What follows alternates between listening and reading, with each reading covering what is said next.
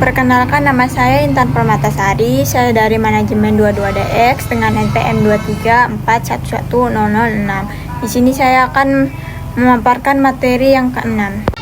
Lingkungan demografis dan perkembangan dalam lingkungan makro. Lingkungan demografis merujuk pada studi tentang populasi manusia, termasuk jumlah penduduk, kepadatan, usia, jenis kelamin, pendidikan, dan pergeseran penduduk. Sementara itu, lingkungan makro mencakup faktor eksternal yang mempengaruhi suatu bisnis, seperti lingkungan demografi, ekonomi, teknologi, dan politik dalam konteks pemasaran. Lingkungan makro adalah seperangkat faktor eksternal yang mempengaruhi perkembangan perusahaan dan tidak dapat dikendalikan oleh perusahaan sendiri. Lingkungan demografis dan perkembangan dalam lingkungan makro memainkan peran penting dalam merumuskan strategi pemasaran dan pengembangan bisnis. Lingkungan ekonomi daya beli akan mempengaruhi tingkat pembelian masyarakat. Pemasar harus memperhatikan distribusi pendapatan. Pendapatan sangat rendah, tinggi, dan sangat tinggi. Contohnya, Levi's merespon perubahan distribusi pendapatan dengan menambahkan segmentasi untuk kelas atas dan kelas bawah.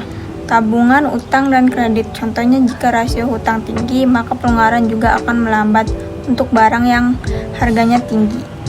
Pandangan masyarakat pola konsumsi seringkali mencerminkan sikap sosial. Pembuat adalah orang yang berprestasi tinggi, yang makan, berpakaian, dan hidup dengan baik.